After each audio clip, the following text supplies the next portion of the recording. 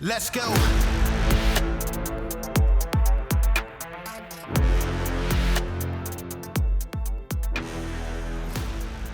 Welcome to Citizen. Today we've got very special guest Dave Thomas from Pardon My American. Excuse me. It's all good, man. a Square show. Burger. You should. You got kids, right? 3 kids. Are any of them gingers? What's that? Or any of them gingers, like red hair? No. So you don't. So you're not the guy. No. Square Burger. I believe Square you told me once was a nickname that you got in high school, maybe. Yep. Square Burger. Work. A lot of the work guys would call me Square Burger. Work. What kind of work? Well, I can actually say it. I worked for U.S. Foods. You know what I'm saying? That was my business. Or not business, but that was what I was in. I don't know what that is. Is that like a? It's food distribution for restaurants. Oh, I see. Yeah. So on the show, when I was referencing a lot of the buyers and the people who were concerned about the food shortages and stuff, I felt like I knew a little bit about that. So Yeah. Subject matter expert. Sure. So, over the past several years, you guys have started a show Yeah. that kind of leans into the culture war a little bit. Yep. But you all still had day jobs until, well, I guess some of you do still, but Yeah, we have three guys. It's me and Greg. We're the initial co-hosts, and then we have Chris who does the audio, video, and me and Chris. Chris has been out of his job for probably a year, and I left mine a couple months ago or so to move here. So it's a big change, man. yeah, sure, yeah. You know? And you moved, you lived in Southern Washington, but Southwest, yeah. you guys worked in Portland. I or work. you Yeah, did? I worked in Portland, and then Greg, he actually works in like the Tigard, Hillsboro area, so suburbs of Portland. And it was a lot, man. I mean, I worked downtown, and it was a lot, dude. Lot to Yeah, deal it's with. it's interesting how when around elections or cultural events, certain cities have to board up everything, Yep. and then certain cities don't. Yep. Right? Like you're not going to see Republican towns have to board up their windows typically. No. And it's, I don't know, we're in this weird fucking universe now where everything you hear from the media and from, establishment politics is that conservatives are intrinsically all the negative things, racist, violent, so on and so forth. But it seems like all the racism and violence is coming from the left. Yeah. Now, it is a very 1984-ish style. The party will tell you that 2 + 2 = 5, and you'll have to believe it kind of situation. But man, honestly, I remember reading that book as a child. I remember reading, other dystopian novels. Never really thought it would be. It seemed unbelievable that a bulk of people would fall into that trap. This came a lot quicker than I think anybody thought, which is, for us, I was not all that political. I've always had an interest in it, but none of us were all that political until, we got married, we had families. Obviously, that's when, taxes are a bigger thing. You buy a home, you have cars, and, Right. Kids. All of a sudden, schooling becomes much more on the plate for something that you're paying attention to. So the past couple of years, when we started doing the show like 3 years ago, was really, the rise of Trump. That obviously, whether you like him or you don't, that was a big piece of us being interested in seeing what they were doing with him, how they were treating him. That started piquing everybody's interest, with it, and started getting more into it. But working in Portland, for example, even before Trump, you could see, there's a shift that was happening. And we even had guys here that were saying oh, Portland's still pretty cool. I'm like, it's not that cool, man.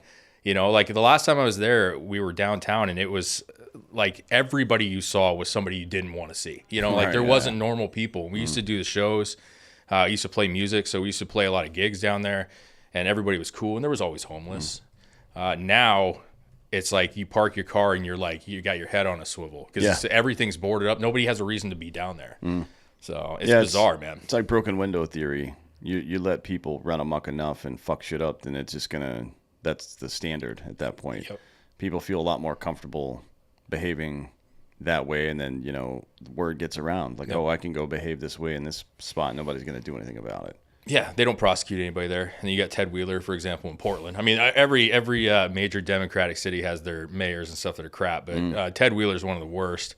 And then, they have people that won't prosecute. So you do protests, they're lighting the buildings on fire. They go to jail, they come right back out. Sure, yeah. There you go. That's your problem. What's the old Churchill quote? Appeasement is feeding the crocodile, hoping he eats you last. Yeah. And sometime last summer, Ted Wheeler got chased out of his swanky downtown fucking condo. Yeah, they showed up. They were threatening to burn the place down. Yeah. And that's not shocking, right? Because they burned everything else down. Yeah, yeah. But no, they don't like him either. But look who he ran. I mean, he actually ran against a true socialist, Antifa-supported socialist. So the options weren't good to begin with for everybody that was there. But you can't pick anybody better than that. I mean, it's kind of that's the way of Portland. So that kind of seems to be a ubiquitous problem because the Republicans made that mistake in these midterm elections. 100%. Herschel Walker, Dr. Oz, fucking Carrie Lake, I don't think was a particularly strong candidate. And they ran these people because of their viral popularity. Yep. But not because of their accomplishments or because of their character. Agree, 100%. Right? So there is a point in war where you have to fight the battle that's in front of you, but it's a big no-no to fight on your enemy's terms. Yep. You know what I mean? Like if your enemy starts doing A, you don't all of a sudden change up and mirror what they're doing. You fight to your strengths. And this has been a problem with the Republican Party for a very long time, that they've veered away from any kind of conservatism just to stay popular. Yeah. You know what I mean? Which 100%. is not like I get it. Sometimes the tide turns and people want more of a fucking, I guess, social welfare and empathetic look from the government. And then everything seems to, in the first 2 to 4 years after that, go completely horrible.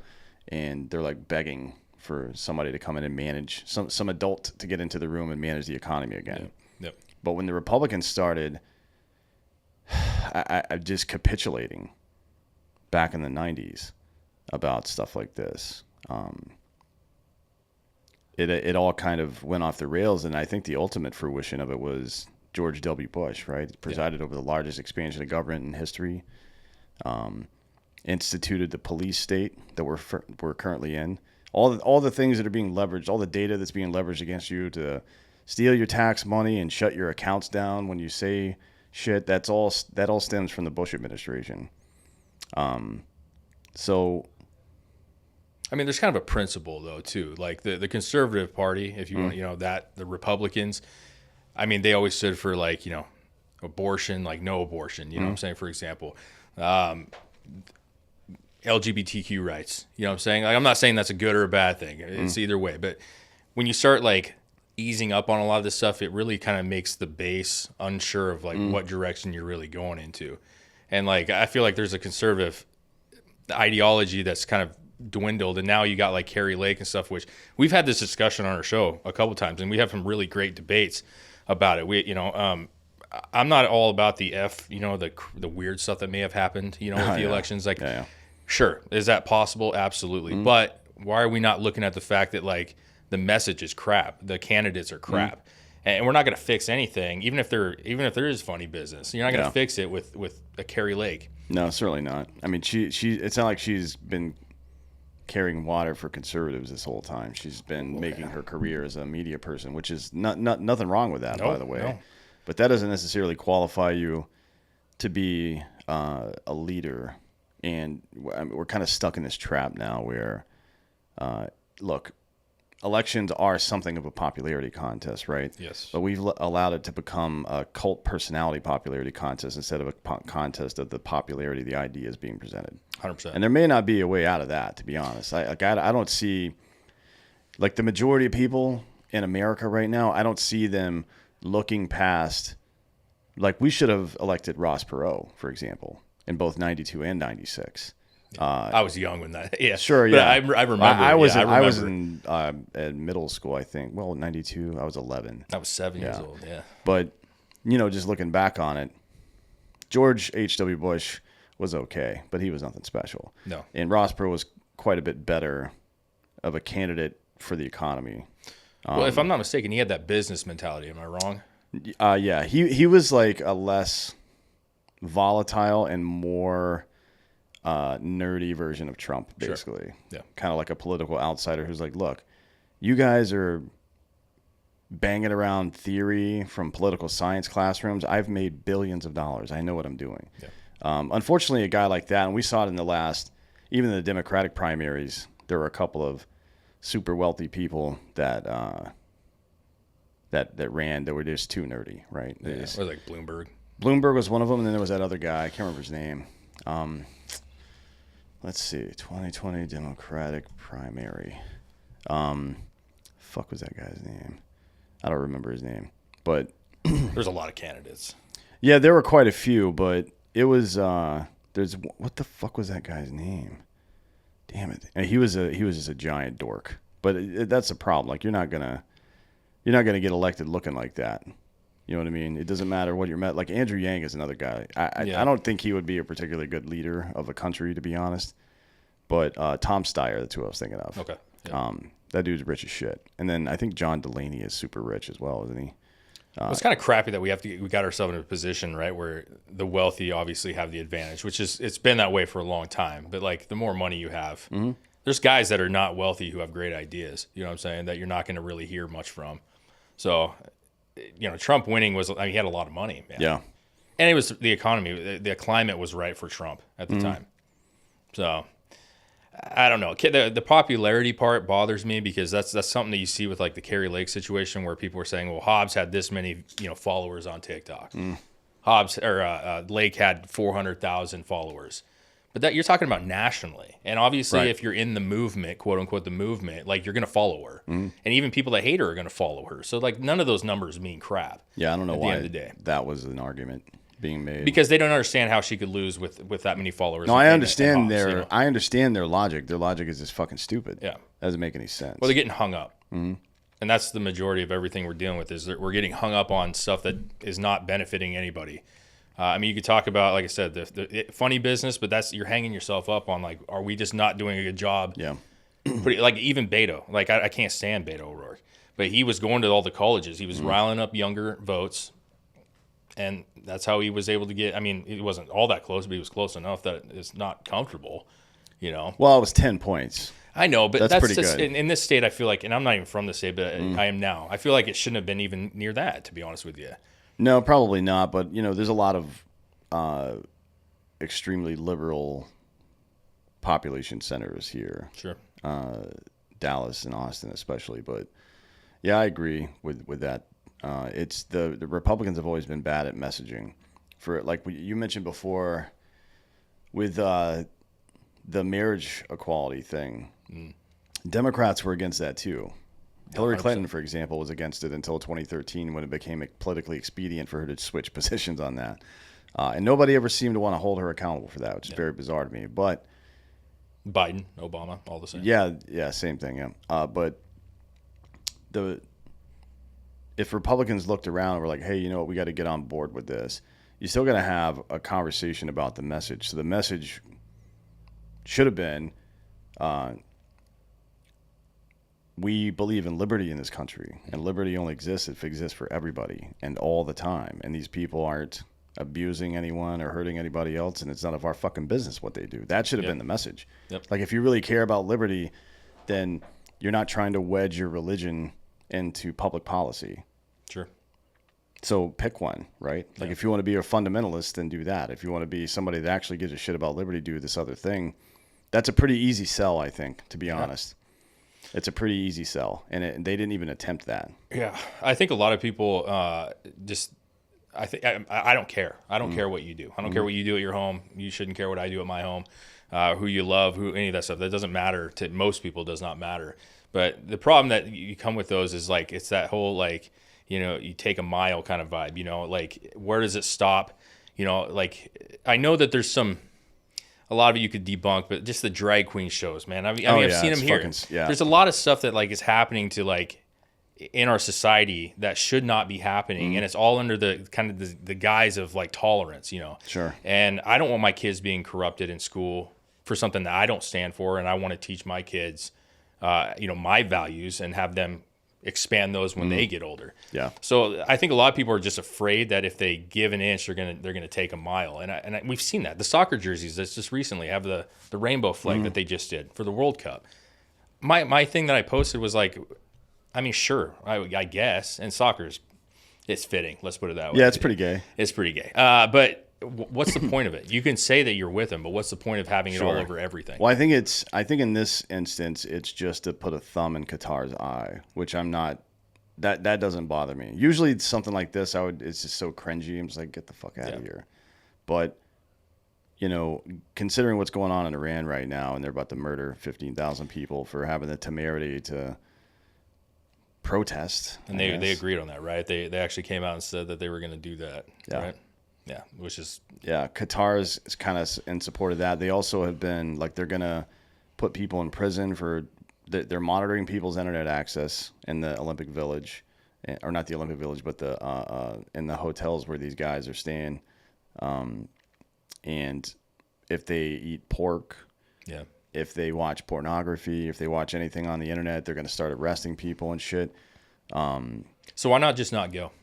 Like, why can't that would be the the correct move? Yeah, but that's what I'm saying. Like, the idea behind having rainbow on your jersey as a kind of fuck you moment, if you will, like, that's great. But don't go. If you really actually look at the country and you say, I can't stand for any of this stuff that they're doing right now, then what are we even doing there? Like, to me, that's just us being. It's a good question because they're still going to make a fuckload of money. Yeah. From all of this. They have support. They have support.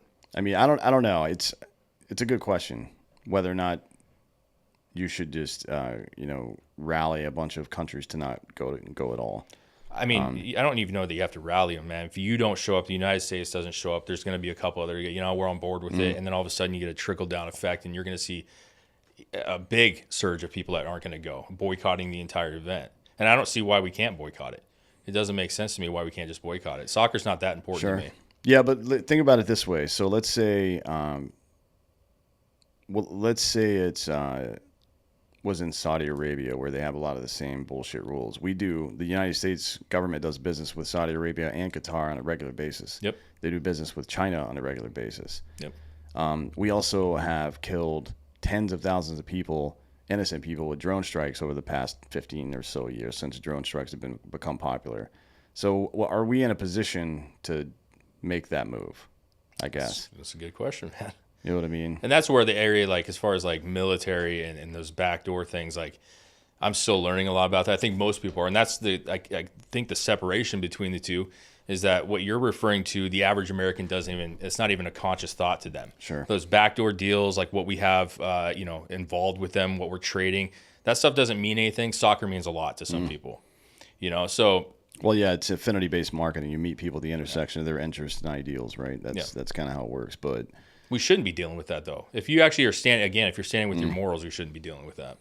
No, certainly not. I wonder if it's more effective to try. So, with Saudi Arabia especially, women were arrested and imprisoned and killed for driving for a long time. Yeah. Throughout their entire history, actually, until 2019. It was because the Saudi government owned a piece of Uber, and Uber would not operate in Saudi Arabia unless they allowed women to drive. So it's like, and then China's the same way. So we still have a big problem with them.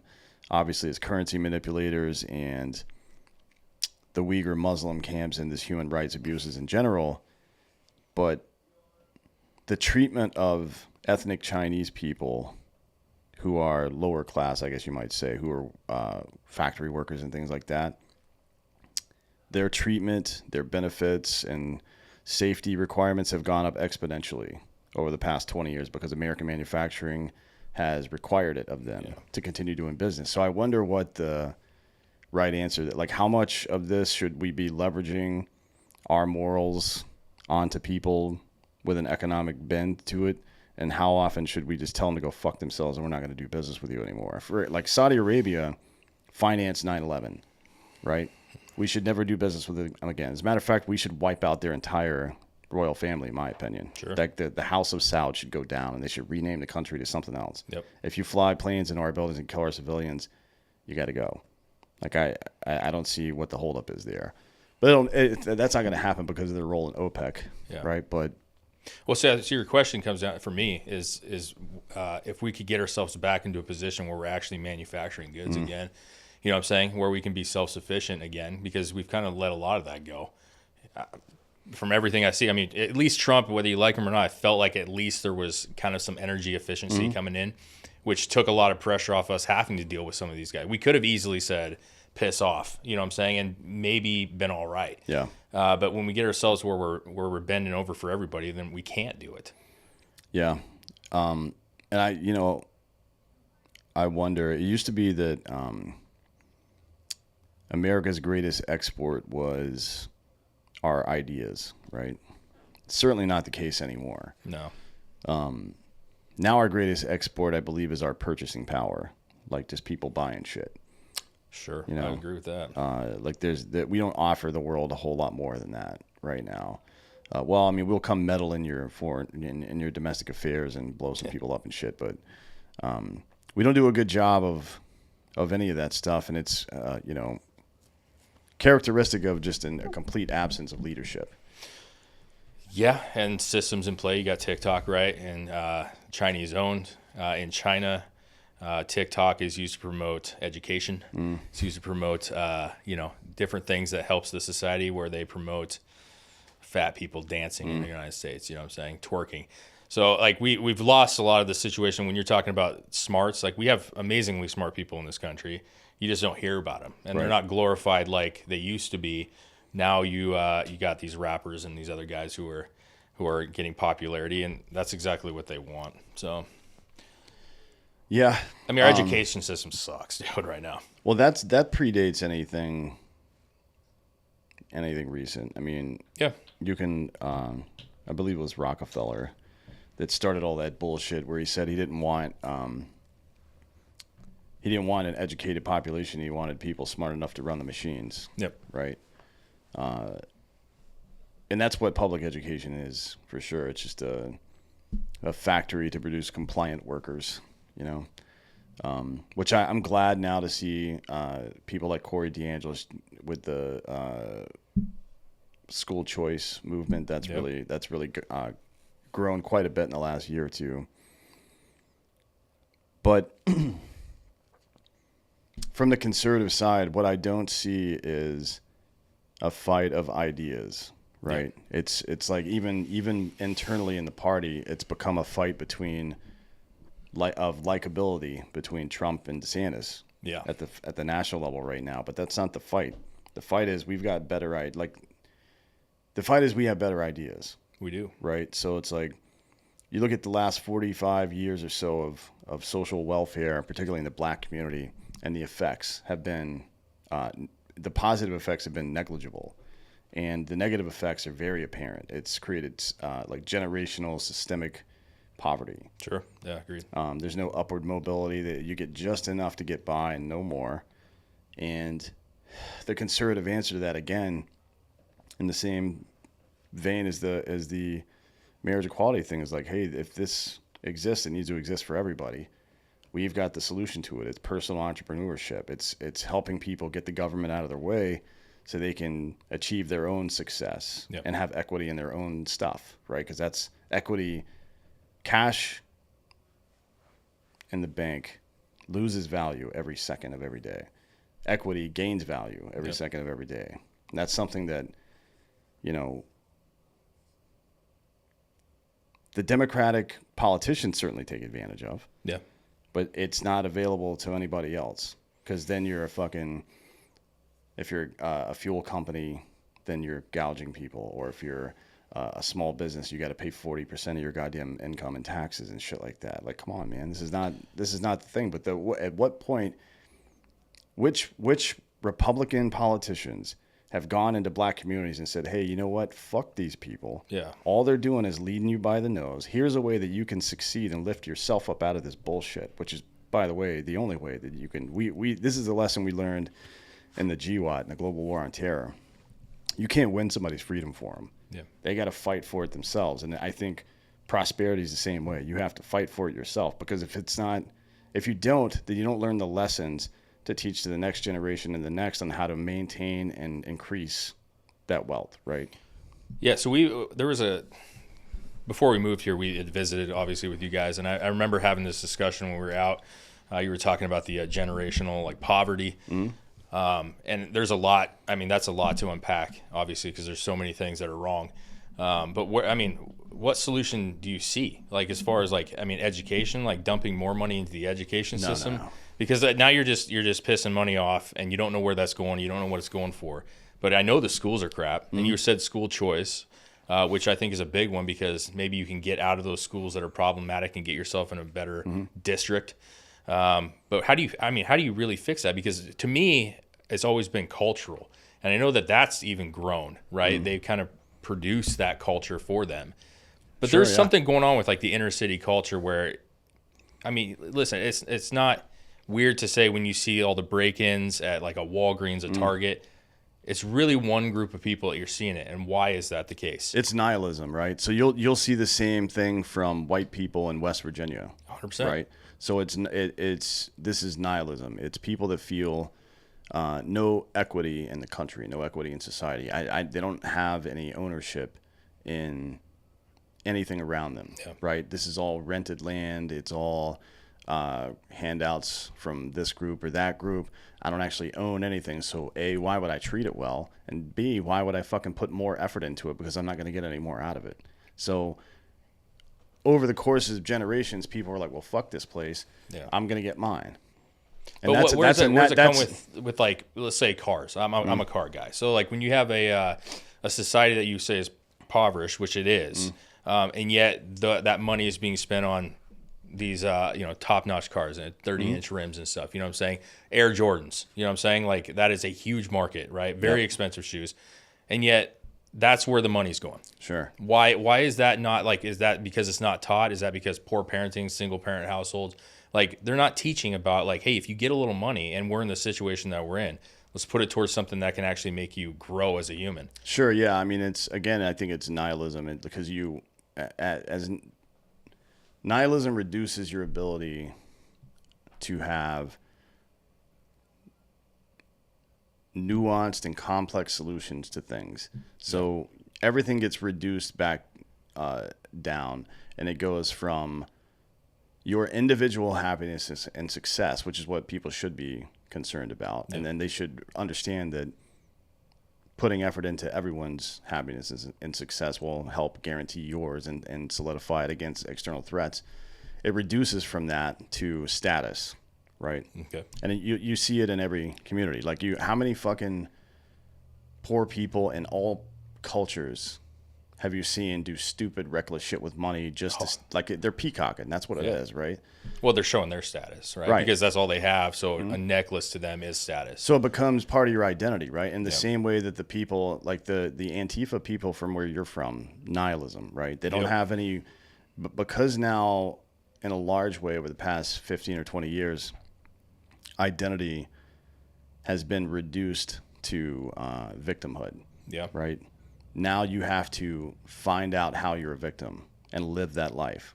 That's what it is from them. So it's like the same symptom. It's the same nihilism, and it shows itself in one way in the inner city, in another way in the rural areas, and another way in the Pacific Northwest, and then in the middle of the country, very frequently between Latino and white people, it's mass shootings for young kids, right? It's the same symptom of the same goddamn disease. Sure. Just manifests itself in a different way. Well, when you look at like Antifa, for example, since you brought that up, like I don't think the majority of people, at least in the Northwest, for example, since that's where it's kind of blooming right now, they don't want to be that. They don't like push that up. You know what I'm saying? Like that's not something that's glorified, I guess would be the right word. And yet like, the culture with the necklaces, the cars, the gang violence, that kind of stuff is propped up.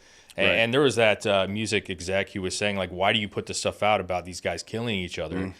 Money. It's all about the money, man. Well, yeah, but like there's this ring of predatory business around anything. Every charity that's ever happened, like people from our community will remember Wounded Warrior Project in the middle 2010s were just fucking having lavish parties and stealing money from veteran charities. I didn't even know that. BLM stole tens of millions of dollars from their people.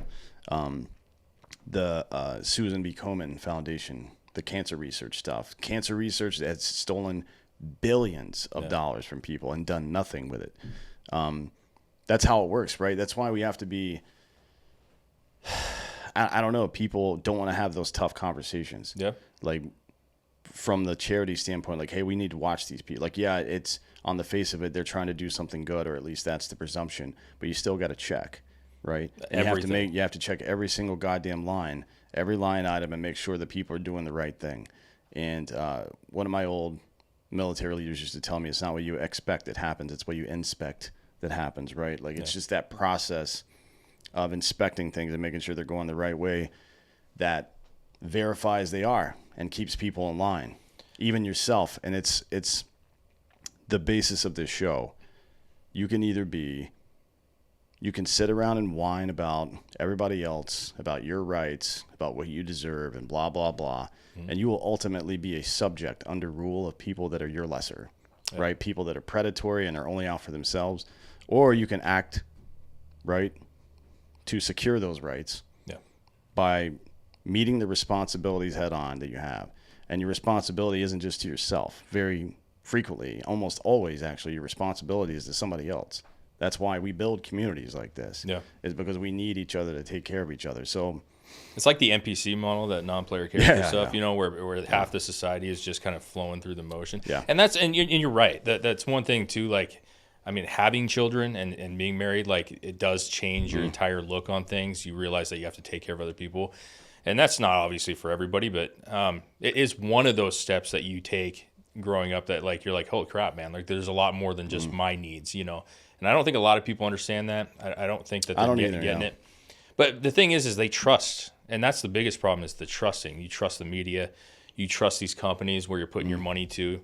Just look at that FTX that's going on right now. Like, you trust these things. Like, I'm going to put money here, and I trust that they're doing the right thing. But you can't trust anyone. No, of course not. And that's another. This is another thing that pisses me off about the inner city issues, is that libertarians, especially on the conservative side, have this answer. They don't trust. Like, if you ask a 50-year-old black dude in the inner city and a white libertarian from fucking Central Texas how they feel about the government, that answer is going to be pretty fucking similar. You know what I mean? And for the same reasons, because they've both been fucked by the government a bunch.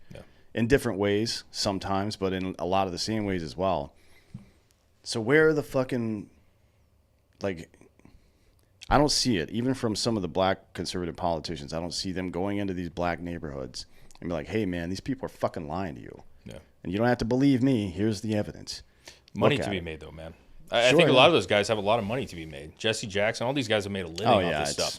I'm just saying those are the leaders. It's a scam, Those are the leaders, and people will still. I mean, from the conservative side, although, you know, conservative, I typically refer to people conservative in air quotes because I don't see them doing much conservative shit. I agree, but that's where I'm saying they've lost everything that they stood for. Is not really the case. Now it's just like, how can we blend in to get a vote, and that's the same thing with, like, the church. Not that I want to get on that topic. The church is the same way. A lot of people are saying, if you're talking about the Word of God, for example, then how can we start being lenient off of these other topics when, you know, you've preached this for decades, hundreds and hundreds of years, right?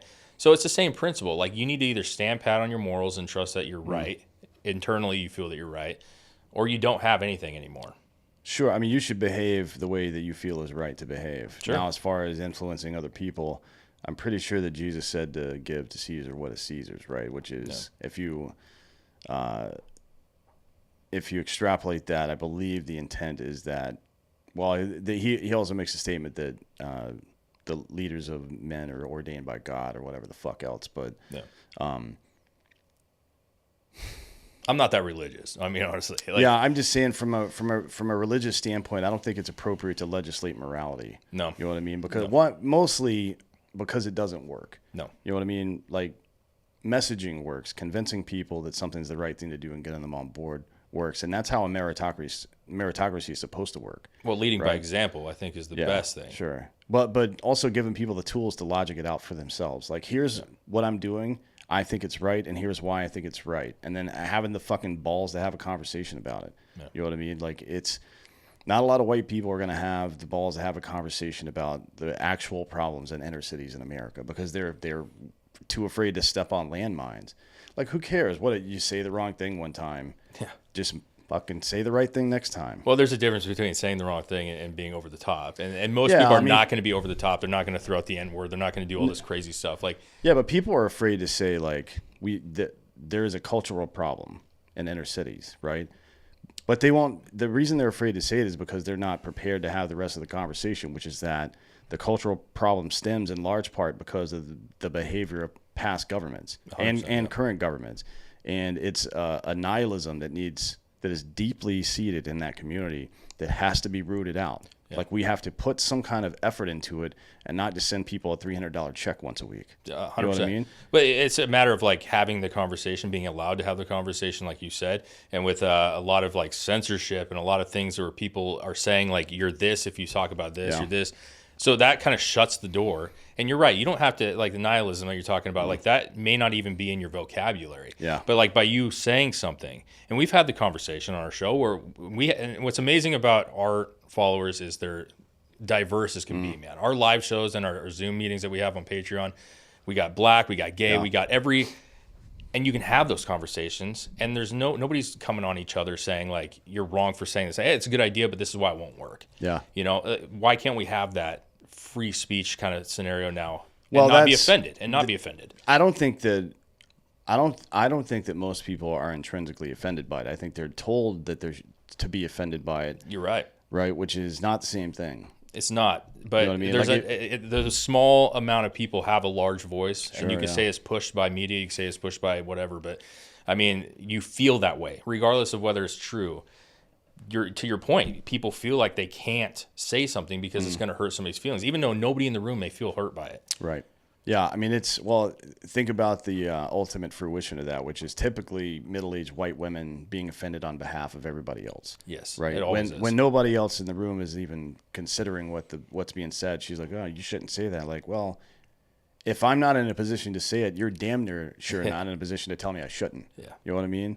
And it's why one of the principles of this show is I'll reject divisiveness in all its form, because people trying to divide you or trying to conquer you, right? Yep. Every time I see shit in the media, in the corporate world, in politics, on the global stage, where they're trying to parse groups of people out and then turn them against each other, it's very obvious what's happening there, right? Yeah. This has been the case for all of human history. Yeah. And for some reason, it appears as though over the last 30 years with the internet, where we should have had all the tools and resources you would ever need to be like, nope, that's dumb. It's very obvious. We're not going to fall into that. We've fallen into it harder and deeper than we ever have. Yep. Tribalism. Like, not even, man, it's gone from, well, you don't look like me or think like me or pray to the same God as me or speak the same language as me, so I'm not really going to hang out with you, to family members disowning each other because of their fucking political beliefs. Yeah. You know what I mean? So I don't believe this shit that when people refer to the good old days, you know what I mean? I think it's really taken out of context. It's like, no, I don't want segregation. Nobody's Again, talking about that. I don't want the subjugation of women. As a matter of fact, the women in the good old days that I'm referring to in the greatest generation, I talked to Michelle Defoy about this on the last show. Men went off to war to fight Nazis, Yep. and all these women stepped up, went to the factories, did all the work that the dudes were doing just as good as they were doing it, and maintained their household and raised their children all at the same time. And you honestly think that those men from that greatest generation think their women were weak? No. Like, how could you possibly think that? No. I don't believe that at all. It's fucking bullshit, right? And there's nobody out there pining for segregation except for fucking leftists who are trying to have safe spaces for people. Like, no, dude, a safe space is like bubble boy bullshit. Yeah. You don't ever get inoculated by nature. It doesn't make any sense. Well, it doesn't. I mean, honestly, it's not going to build character either. You know what I'm saying? It's just like part of like growing up is like being, some people deal with bullying. I don't condone bullying by any means, but like you deal with that stuff and it shapes you. I mean, either better or worse. I mean, it shapes you one way or the other. But like, yeah, I mean, the idea that everything is going to be safe, and with universities, it's like you're not going for safe spaces. You're going for a higher education. And that's clearly not what they're about anymore. No. But that case in Portland was actually a prime example where you were talking about the white suburban mom. Yeah. They had the protesting going on. There was a black, I think it was a woman who was speaking with the cops, having a great conversation. The white woman comes up, don't speak to him. You can't talk to him. Like, who are you to say that to somebody? That's a They're good having question, an intelligent man. conversation. Yeah. It's a good question because every time we do polling in inner cities and ask them about police presence, 83% of people want the same or more, right? Most people because want they more. want fucking. It's like, man, I don't run into a lot of racist conservative people. I run into a lot of conservative people that don't have a lot of experience with certain cultures, so they're ignorant about certain things, but no malice. Yeah. But when I see people trying to divide up classrooms, right, or try to convince me that black people can't figure out how to hire an attorney or get a fucking driver's license, Which is crazy. Yeah. That is the most racist shit I've ever heard in my life. It is. And they've done those in those street And like they're not studies. like that scenario you're talking about. They're not smart enough to fucking have a conversation with the cops. Like, oh, they're gonna The cops are gonna pull them They'll over on you. outsmart you. You're not smart enough to have this conversation. Are you fucking kidding me? Yeah. I mean, they see that there's black cops out there, man. I mean, there's all different nationalities doing it. And you're right. And when they do like the street studies where they're saying like, you know, and they're kind of a joke and some of them are probably gimmicky, but you know, when they say like, who made this quote, who said this line, you know, most people are shocked by some of the stuff that actually is said, and it goes in one ear and out the other when they actually hear it from Biden, for example. I mean, even Biden himself, you're not black if you don't vote for me. Yeah. Like, if anybody else said that, that would be devastating for their career. But it's not when it comes to a certain group of people. Yeah. And I think, you know, one of the things on this divisiveness thing, I think, you know, you almost always, if you unpack problems, you find the solution naturally, right? Yeah. It's in there somewhere. There's a hole in the bucket or something like that, and you can just plug it and move on, or there's some maladaptive process that you can change to, you know, whatever it is. But I think it's, for us in society and tribalism and shit, it's kin selection. Kin selection is a psychological principle by which a person or a group of persons determines who is their family, right? Like not biological family, but the people that you consider to be your family, your tribe, your community, whatever it is.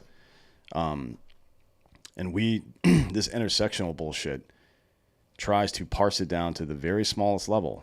You know what I mean? And that's a fail. Even down to the individual. Like, you're so special that you should be offended more than anybody else. You should be you've been victimized more than anybody else.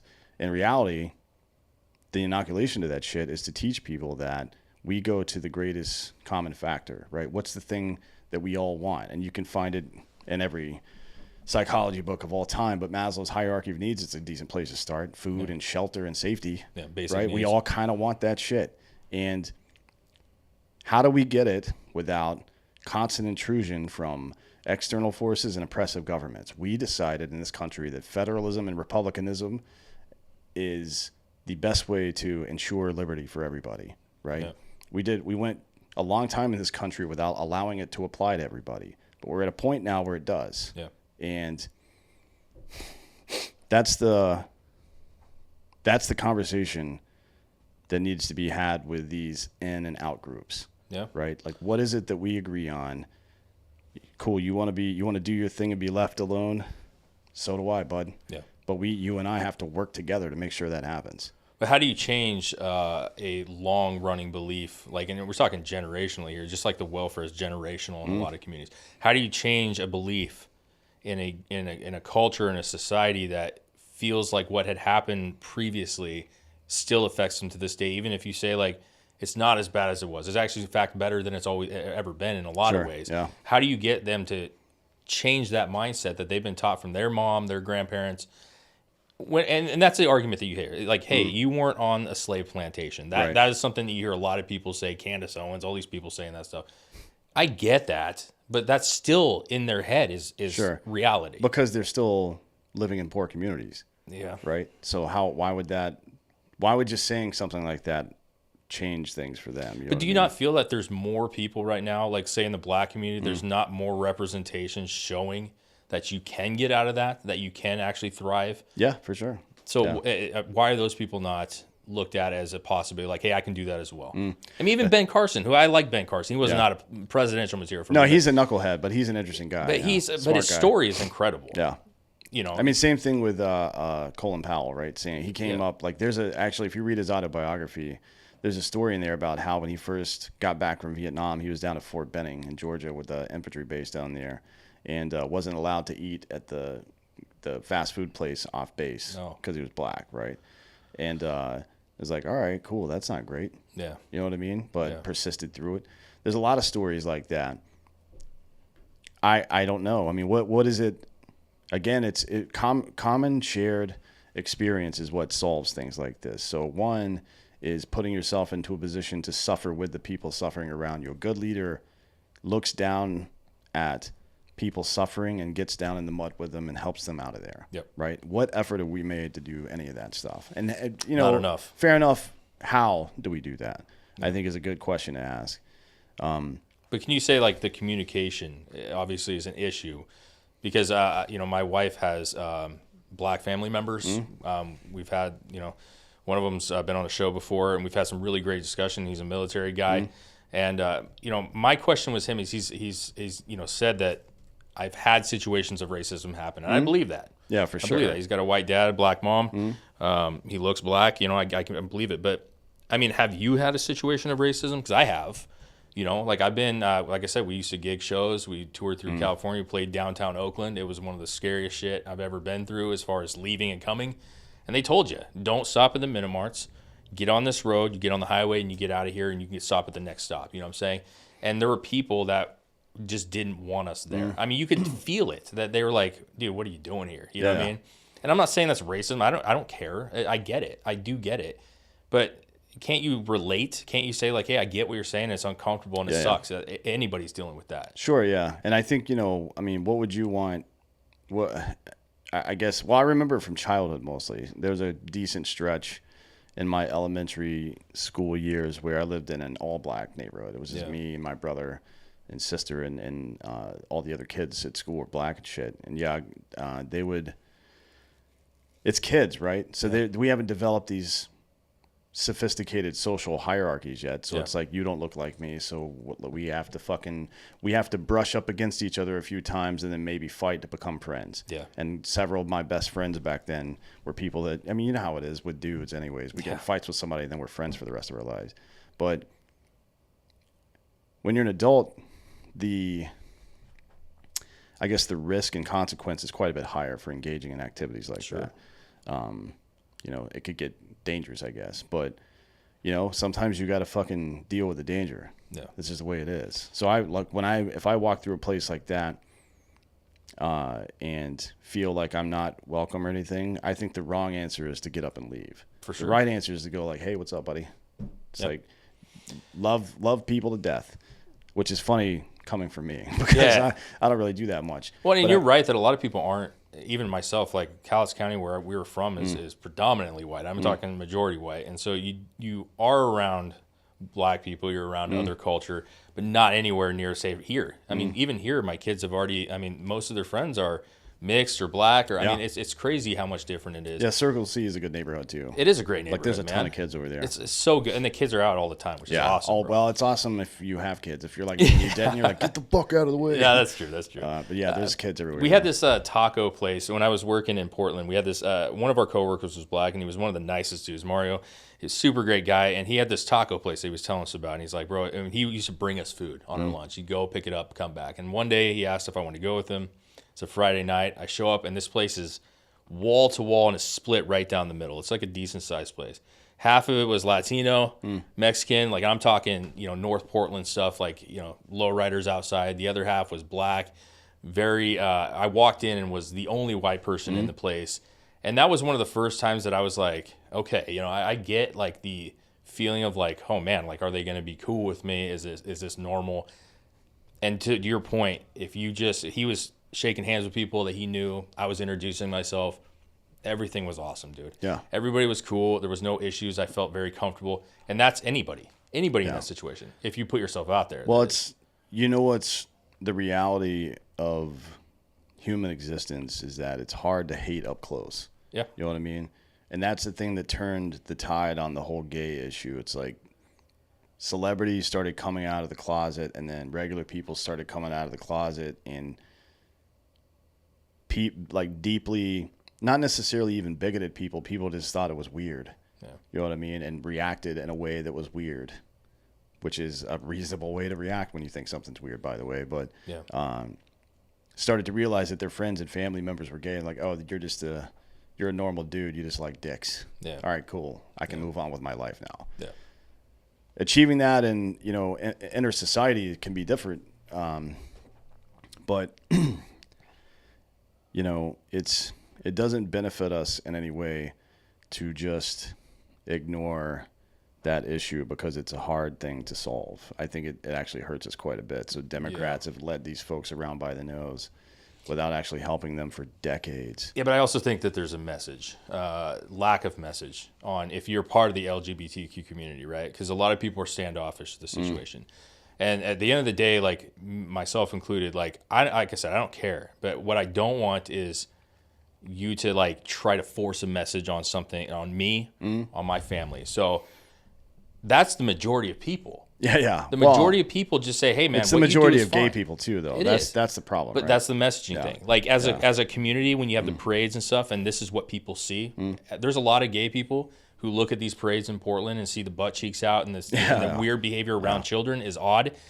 Where's those people speaking out saying, "Hey, this is not what we're about"? Certainly, yeah. It's a reasonable thing. Like if you saw, if we had like a Veterans Day parade and it was all the dudes were just fucking drunk and beating their wives, for example. Like, oh, you want shooting guns in the like, air? You're trading on the honor of everybody that wears that uniform. Yeah. Every time you're in public with that uniform on, that's something that's really important to understand. Look, maybe it's not fair that you have to behave a certain way to make sure that people have a good sense of your community. Maybe it's not fair, but it's fucking life, dude. That's how it works. It's the only way it's gonna. Like you might, Christians say this stuff a lot. You might be the only Jesus somebody ever meets. Yeah.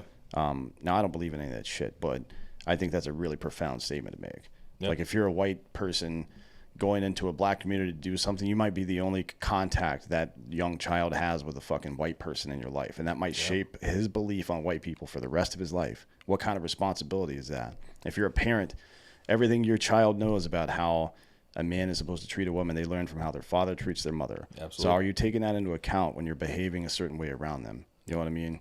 Yeah, but that goes to having more responsibility as an individual, not just thinking of yourself. To your point earlier today, there's nothing on the left side of the table that's solving any of these fucking problems. Like the left side of the table is triage, just to stop the bleeding, right? Here are social programs to stop the bleeding.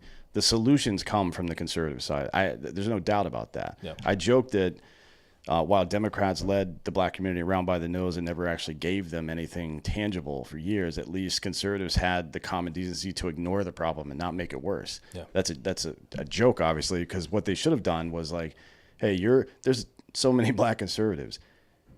Give this motherfucker $1 billion, send him into the community, be like, hey, here's how you solve your own fucking problems. Why are you depending on a government that you hate that's fucked you over so many times? Because we feel the same, by the way. Like on our side of the fence. So what the fuck are we doing here? Why are we? It became politically expedient, I guess, for conservatives just to ignore the problem. Well, we can't win the black vote anyway, so why waste any of our time or money?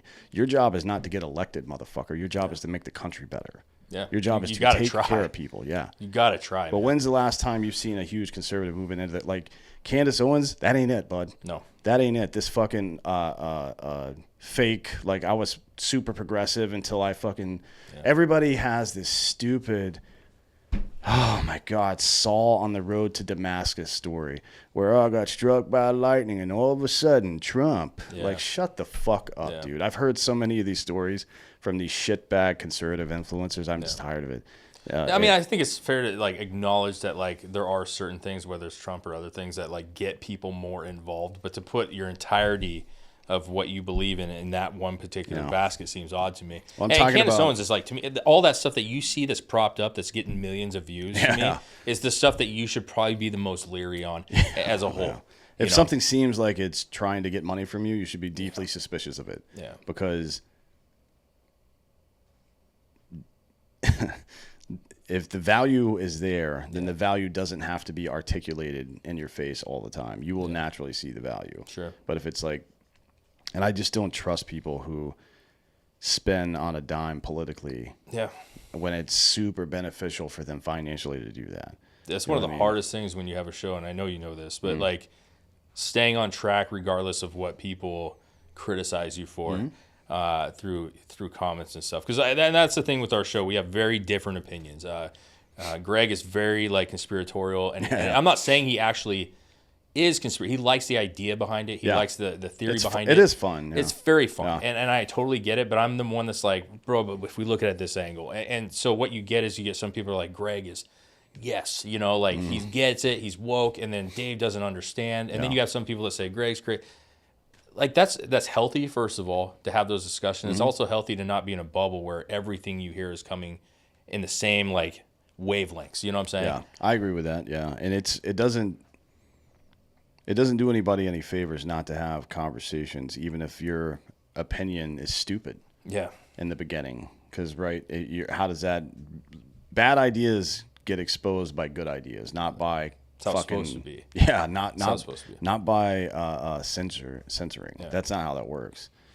Now, unfortunately, with like nowadays, like with Patreon and stuff, like we obviously are promoting Patreon, and I know I think you guys may even too to an extent, but it's like yes, it's hard to ask for money, you know, because that does cost. Patreon costs things, but in the climate that we're in, like that's obviously like, I mean, that's just the way of the world right now. You try to keep it as cheap as possible, get people good content, but I mean, if you want to have these conversations, you have to insulate yourself in certain kinds of ways. Like we've kicked multiple sponsors off our network, big ones, nationwide sponsors. Like, well, I can't say any because of NDAs, but certain beverage powders and dick pills, for example, tried to come at us for saying women are women, for example, and men aren't. Yeah. And they're like, you can't say that. I'm like, fuck you. yeah, why I can not? say whatever the fuck I want, right? But there is a consequence to that. The consequence is money goes away. And this is our business. This is how we make our money. So, you know, you got to fucking, if it's that's the thing. Like I'm not thrilled about having to move stuff onto paywall platforms like that. But if I feel like if the information is good enough, or for Drinking Bros, if it's funny enough, then people will come on their own accord and pay for it, right? Which is fine. I mean, that's how business works. If I was selling fucking birthday cakes and shit, if my birthday cake sucked, probably wouldn't sell them any. Yeah. Just the way it is, right? Yeah, and like for us and a lot of people, like, you know, we just got news that Spotify, we got booted from Spotify. We Again? Got well, Oh, no, that was we back were, in the we day, were, and then we kind of heard back that we violated stuff apparently, and so it's like now you're stuck. Now we're in a position of like Spotify is a huge platform that we can't access right now, and maybe we can work something out or do something. But when you have those things and they start checking off, YouTube's banned us twice, like that kind of stuff, like. When you're talking about money flow and actually like we quit our jobs for this, we're really trying like the next like year and a half to just give it everything we have to see where it goes.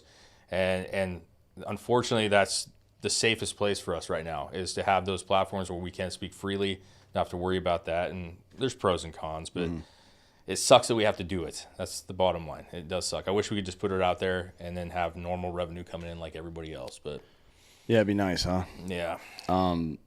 Well, we'll keep chipping away at it. You know, I appreciate you taking the time today and having conversations and shit. It's always a fun time. Yeah, I appreciate letting me on the show, man. It's beautiful in here. You guys have been nothing but awesome with us, and you guys check it out, PardonMyAmerican.com. You got Patreon. You can look us up on all the platforms other than Spotify, and hopefully you like what we do, man. Yeah.